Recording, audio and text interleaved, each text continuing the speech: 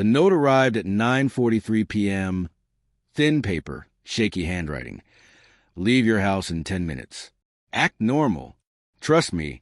No name, no signature. I opened the door. My neighbor, Daniel, was there, eyes wide, face pale. He grabbed my arm. Walk with me, he whispered. Don't look back at your house. His grip trembled, but it was steady enough.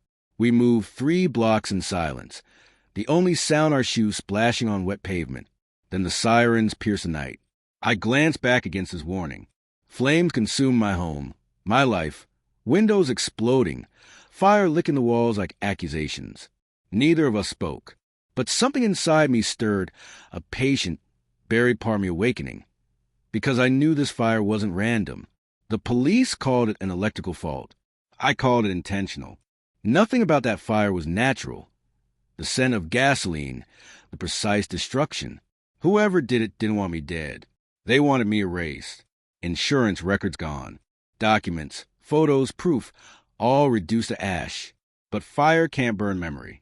The next morning, my wife, Elise, stood beside me, pretending to be shocked. Tears came too easily. Her comforting words felt rehearsed. At least we're alive, she said. She was right. I was alive. But a part of me wasn't. That night, in the hotel room, I glanced at her phone. No password.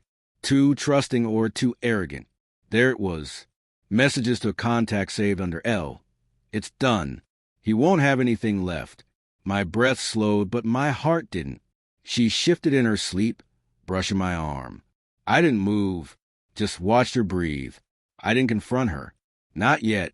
I grew quieter, colder. People mistake silence for calm. It isn't. It's precision. I went back to Daniel. Why did you warn me? I asked. He hesitated. You didn't hear it from me, but someone was seen near your property. A car. Late night. Silver Lexus, at least one witness.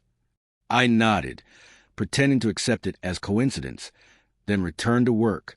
Colleagues offered hollow sympathy, and Elise brought coffee, concern on her face. We'll rebuild, she whispered as she hugged me. I nodded. Inside, I cataloged every lie, every detail. That week, I started digging.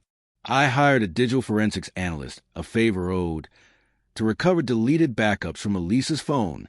2 days later, he called. You're not going to like this. He was wrong. I needed this. The report arrived in a plain envelope. Inside, screenshots, voice memos, transaction records. Elise and L, Leonard Harper, my business partner.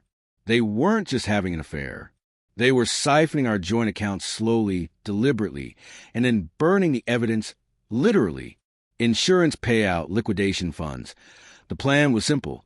Erase the past, claim the future. I spent an hour studying every detail. Their laughter and audio clips, messages, the transactions. He'll never see it coming. He's too predictable. They were right about one thing.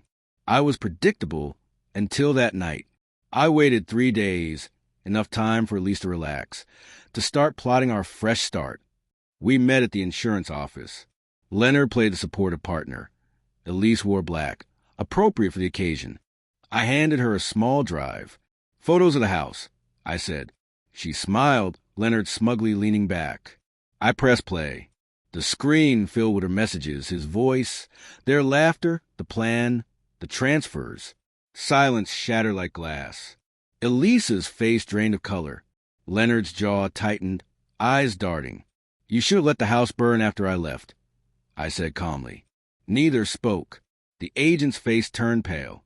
I nodded politely and walked away, leaving them to collapse under the weight of their own actions. Elise moved out the next day. Leonard resigned before the week was over. Authorities arrived soon after. Insurance fraud, arson, conspiracy. I didn't testify. I didn't need to. The evidence spoke for itself. People asked if I felt vindicated. No, I felt clean. One evening, Daniel came by. You okay? He asked quietly. I looked at him. He had saved my life.